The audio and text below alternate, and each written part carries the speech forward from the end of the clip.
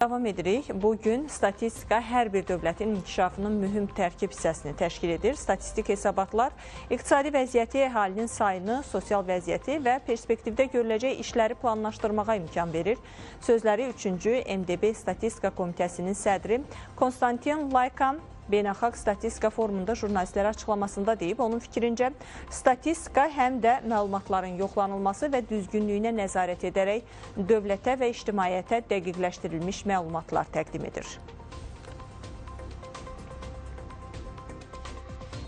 Bugün statistikanın elektronlaşması vacib məsələlərdən biridir. Bu, həm dəqiqliyi, həm də işin asanlaşmasını təmin edir. Təhlil apararkən dəqiq rəqəmlərə istinad olunur. Forumda müasir statistikanın problemləri, MDB dövlətlərinin müvafiq qurumlarının əməkdaşlığı və gələcək planlar müzakirə olunacaq. Azərbaycanda statistik hesablamalarla tanış oldum. Nəzərə çatdırmalıyam ki, bu sahədə dünyanın aparıcı dövlətlərinin təcrübəsindən istifadə olunub və statistika işi yaxşı təşkil olunub.